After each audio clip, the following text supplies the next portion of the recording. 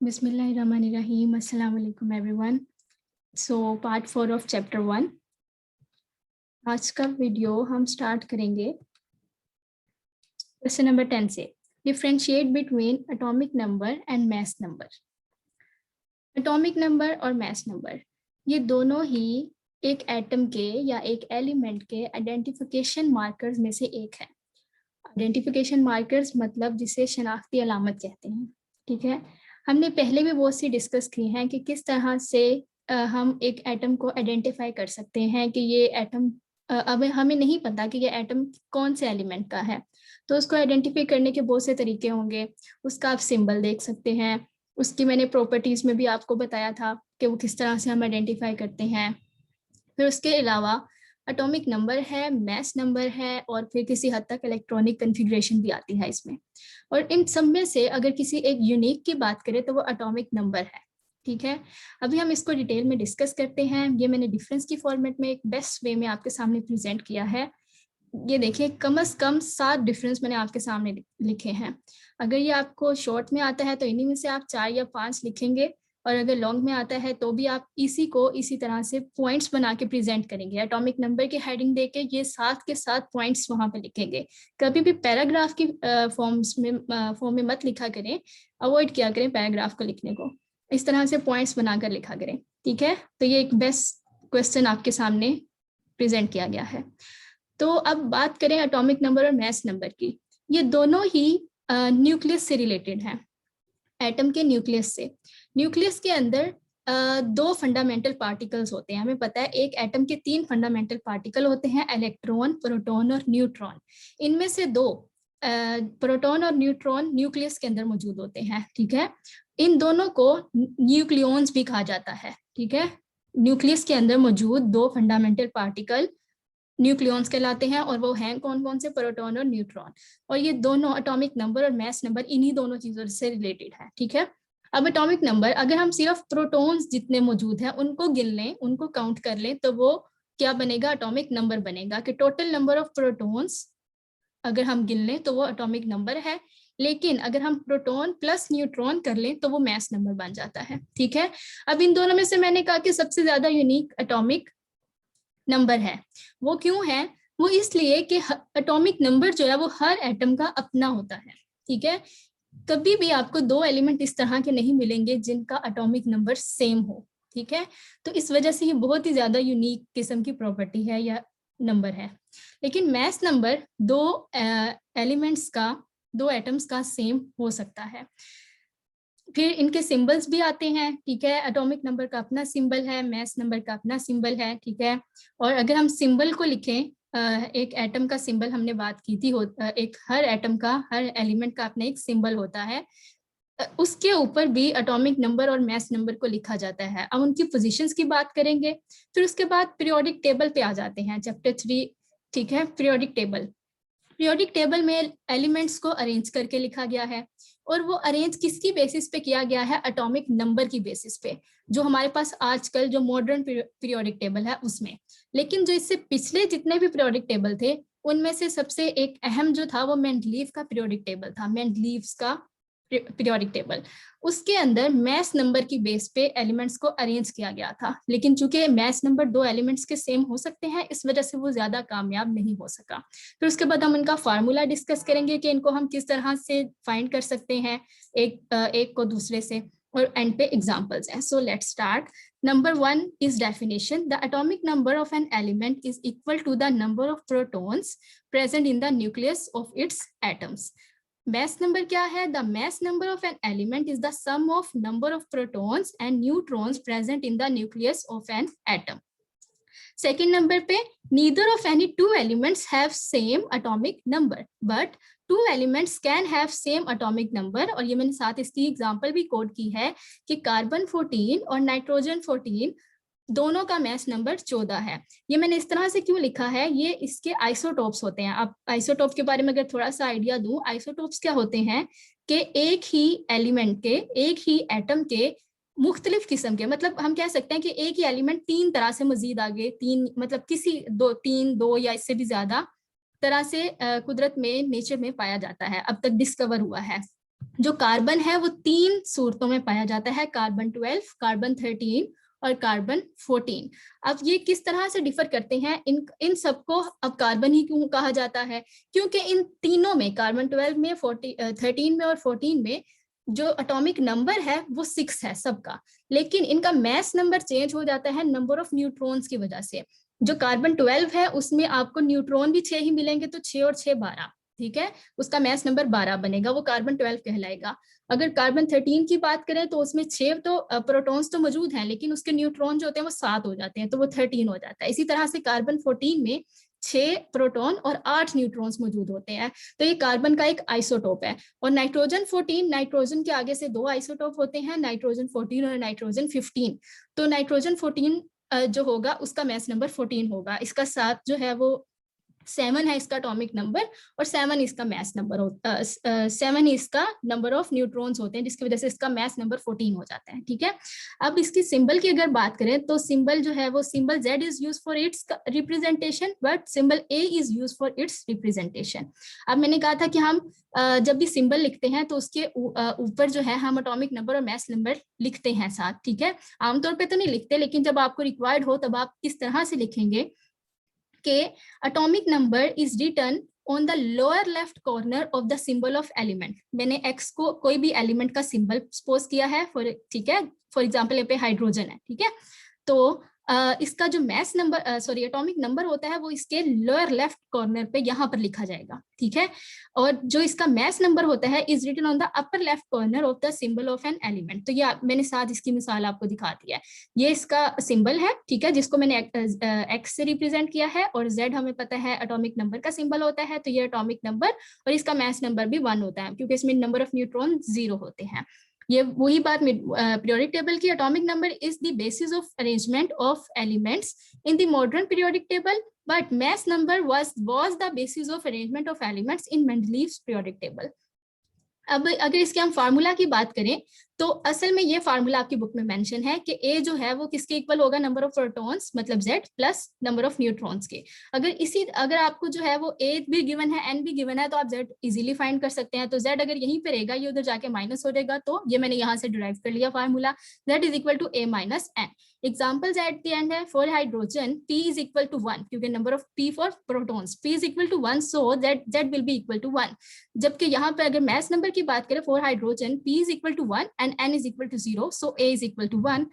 For oxygen P is equal to 8, Z is equal to 8। और for deuterium, deuterium क्या है, hydrogen का एक आइसोटोप है, ठीक है, तो इसमें प्रोटॉन 1 है, तो इस वजह से प्रोटॉन चूंकि सेम है तो दोनों हाइड्रोजन के आइसोटोप्स कहलाएंगे। इसको हम प्रोटियम कहते हैं, ड्यूट्रियम, और देन ड्यूटीरियम होता है एक थर्ड वन, ठीक है। तो ड्यूटीरियम के ट्राइटीरियम थर्ड वन होता है। तो ड्यूटीरियम का क्या आएगा हमारे पास, ए जो है मैस नंबर जो है वो 2 कंसीडर किया जाएगा, 1 + 1 = 2। अब नेक्स्ट क्वेश्चन पे चलते हैं, that is differentiate between mass number and relative atomic mass. ठीक है, दोनों मैसेज हैं, तो इन दोनों में क्या डिफरेंस है। मैस नंबर को तो हमने डिटेल में डिस्कस कर लिया है, तो अब यहाँ पर आप कमेंट्स में जल्दी जल्दी लिखकर बताएं कि आपको कितने पॉइंट्स जो हैं वो याद हो गए हैं। ठीक है, मैस नंबर के बारे में जी लिख लिए हैं, तो अब आगे चलते हैं। हम बात करेंगे मैस नंबर के बारे में, तो हमने डिटेल से बात कर ली, ये एक नंबर है, ठीक है, तो हम इसमें नंबर ऑफ प्रोटॉन और न्यूट्रॉन को प्लस करते हैं।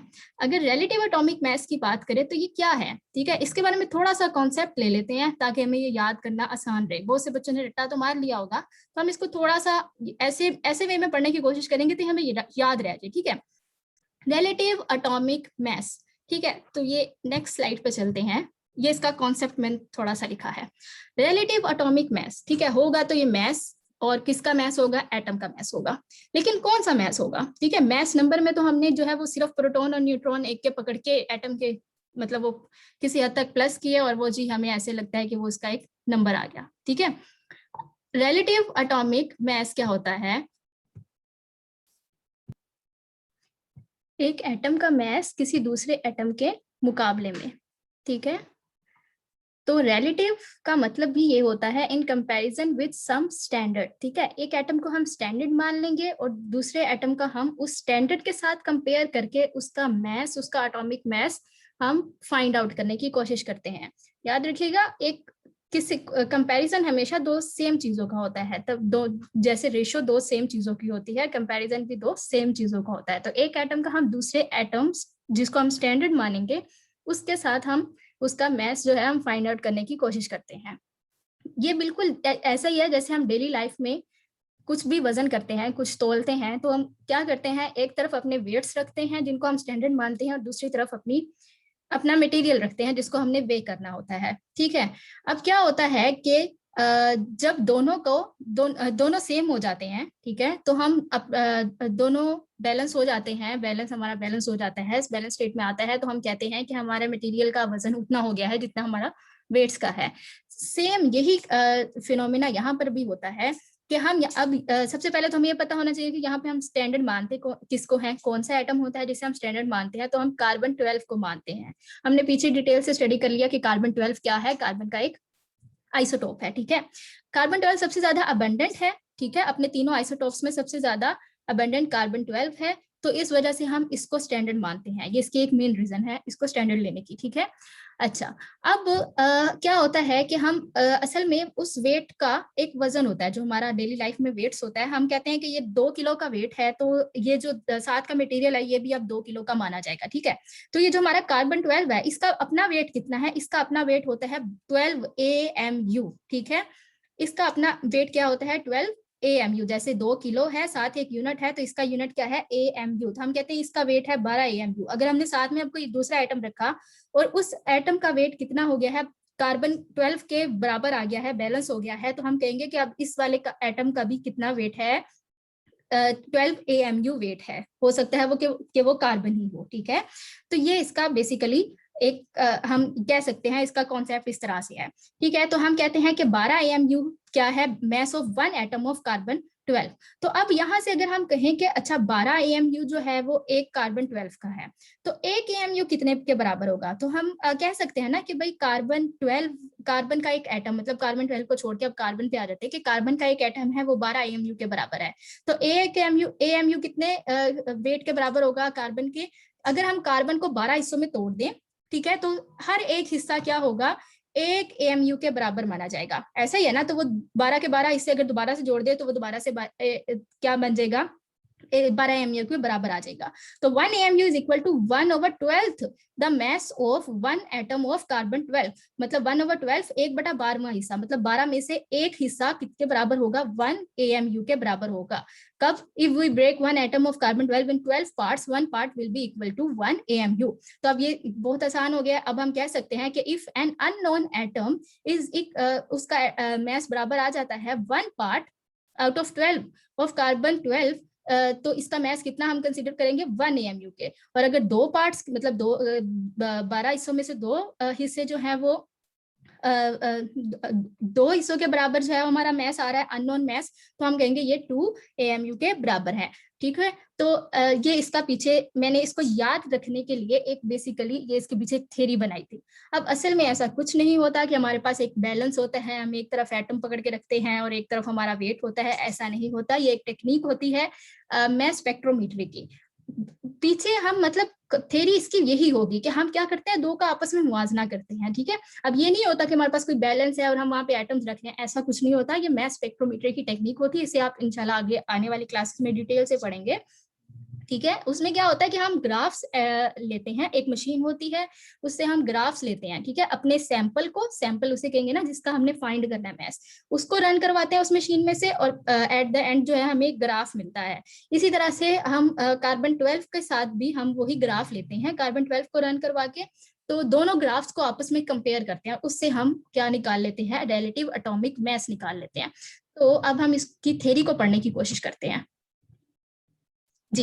रिलेटिव एटॉमिक मैस, तो अब इसको याद रखना आसान हो गया ना कि रिलेटिव एटॉमिक मैस क्या है, मैस है लेकिन किसके साथ कंपैरिजन में, 1/12 पार्ट ऑफ कार्बन 12 एटम। ठीक है, तो relative atomic mass of an element is the average mass of atoms of that element as compared to the 1/12 the mass of an atom of carbon 12 isotope। ठीक है, कि carbon 12 के isotope के 1/12वें हिस्से के बराबर जितना भी मैस आएगा वो रिलेटिव एटॉमिक मैस कहलाएगा किसी भी एलिमेंट का।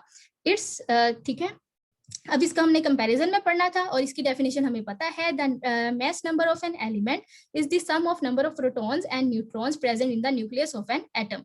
इट हैज नो यूनिट, ऐसा ही है क्योंकि वो नंबर है तो नंबर बिल्कुल प्लस करके नंबर आ गया। लेकिन इसका यूनिट हमने पढ़ा है क्या होता है, AMU, मतलब एटॉमिक मास यूनिट, ठीक है। और इसका एक सिंबल होता है A से हम इसको रिप्रेजेंट करते हैं, ठीक है। इसकी निशानी होती है A क्योंकि इसका कोई यूनिट नहीं होता। क्यों, अब इसका चूंकि इसका main indicator, it's main indicator is its unit, ठीक है। अगर किसी भी चीज के साथ AMU लिखा होगा कि भाई हमें पता चल जाएगा कि ये AMU से पता चल रहा है कि ये किसी भी चीज का रिलेटिव एटॉमिक मास को साइड कर रहा है, ठीक है। जिस तरह से किस नंबर के साथ kg लगाओ तो हमें पता चलेगा कि ये मास को रिप्रेजेंट कर रहा है किसी चीज के, तो इसी तरह से AMU रिलेटिव एटॉमिक मास को रिप्रेजेंट करेगा और इसका अपना कोई इस तरह से ऐसा कोई सिंबल नहीं होता। It is a whole number, ठीक है। ये भी है कि ये जो है जब भी हम दो प्रोटॉन और न्यूट्रॉन को प्लस करेंगे तो वो एक होल नंबर आएगा, लेकिन it is usually a decimal number, ठीक है, क्लोज टू होल नंबर, ठीक है, मतलब close to whole number, decimal number होगा, ठीक है। अभी हम इसके आगे मिसाल भी लेंगे कि ये पॉइंट्स में होता है ज्यादातर, ठीक है। अब ये दोनों जो है ये दोनों मैसेज हैं, ठीक है, एटम के, और ये दोनों एक दूसरे के बहुत क्लोज होते हैं, ठीक है। तो इस वजह से हम ज्यादातर होल नंबर को भी कंसीडर करके अपनी कैलकुलेशंस को आसान कर लेते हैं, ठीक है। जैसे अगर मैं अभी आपको एग्जांपल पे ले चलूं तो मास नंबर फॉर हाइड्रोजन इज 1, जबकि रिलेटिव एटॉमिक मास इज 1.008, तो आप देख सकते हैं ये डेसिमल में है, ठीक है। और ये दोनों आपस में कितने क्लोज हैं, तो हम इसको 1 भी कंसीडर कर लेते हैं, ठीक है। और ये इसका फार्मूला है कि इसका फार्मूला होता है इसको डिटरमिन करने का कि it can be calculated from the relation is equal to z plus n। लेकिन इसको कैसे फाइंड आउट किया जाता है, मैंने भी आपको बताया कि मास स्पेक्ट्रोमेट्री टेक्निक है और उसमें आइसोटोपिक डाटा इस्तेमाल किया जाता है। These are calculated by using the isotopic data. It has no relation with grams, ऐसे ही है, लेकिन इसका एक बड़ा ही मशहूर जो है वो ग्राम के साथ रिलेशन होता है, जिसको हम आगे मोल्स में डिस्कस करेंगे। And important relation of AMU and grams is 1 AMU is equal to 1.66 multiply by 10 raised to power -24 grams। और ये एट द एंड इसकी एग्जांपल है, mass number for hydrogen is 1 but the relative atomic mass for hydrogen is 1.008 AMU, ठीक है। I hope you like this video. So इस lecture के लिए इतना ही। Keep supporting and keep watching. Allah Hafiz. Thank you so much.